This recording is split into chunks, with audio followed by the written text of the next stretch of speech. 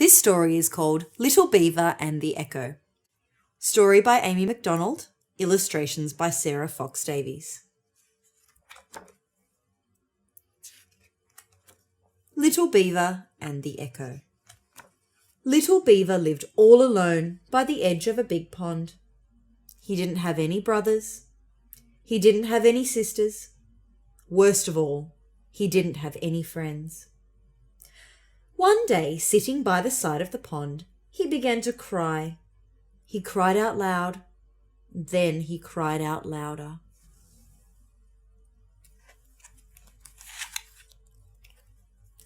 Suddenly, he heard something very strange. On the other side of the pond, someone else was crying too.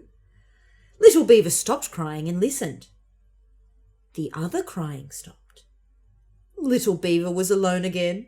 "Boo!" he said. "Boo!" said the voice from across the pond.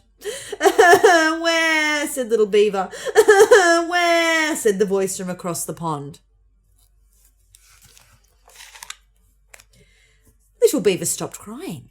"Hello!" he called. "Hello!" said the voice across the pond. "Why are you crying?" asked Little Beaver. "Why are you crying?" asked the voice from across the pond. Little Beaver thought for a moment. "I'm lonely," he said. "I need a friend." "I'm lonely," said the voice from across the pond. "I need a friend." Little Beaver couldn't believe it. On the other side of the pond lived somebody else who was sad and needed a friend. He got right into his boat and set off to find him.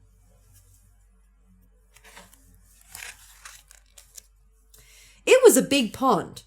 He paddled and paddled. Then he saw a young duck swimming in circles all by himself.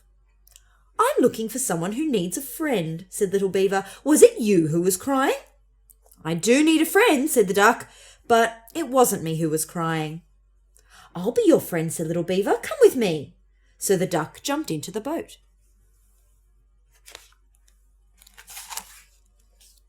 They paddled and paddled.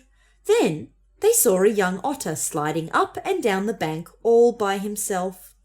"We're looking for someone who needs a friend," said Little Beaver. "Was it you who was crying?" "I do need a friend," said the otter, "but it wasn't me who was crying."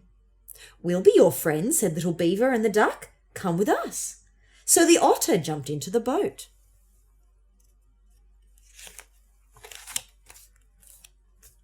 They paddled and paddled.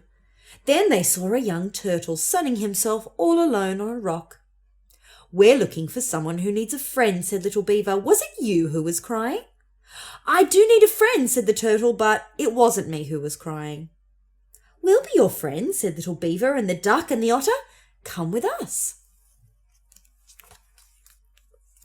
So the turtle jumped into the boat, and they paddled and paddled until they came to the end of the pond. Here lived a wise old beaver in a mud house all alone. Little Beaver told him how they had paddled all around the pond to find out who was crying. It wasn't the duck, he said.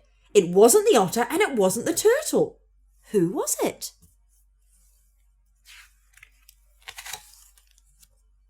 "It was the Echo," said the wise old beaver. "Where does he live?" asked Little Beaver. "On the other side of the pond," said the wise old beaver. "No matter where you are, the Echo is always across the pond from you." "Why is he crying?" said Little Beaver. "When you are sad, the Echo is sad," said the wise old beaver. "When you are happy, the Echo is happy too." "But how can I find him and be his friend?" asked Little Beaver. "He doesn't have any friends and neither do I." "Except for me," said the duck. "And me," said the otter. "And me," said the turtle. Little Beaver looked surprised. "Yes," he said, "I have lots of friends now." And he was so happy that he said it again very loudly. "I have lots of friends now." From across the pond a voice answered him. "I have lots of friends now." "You see, said the wise old beaver, when you're happy, the echo is happy. When you have friends, he has friends too. Hooray! Shouted little Beaver and the duck and the otter and the turtle all together, and the echo shouted back to them, Hooray! And that's the end of the story.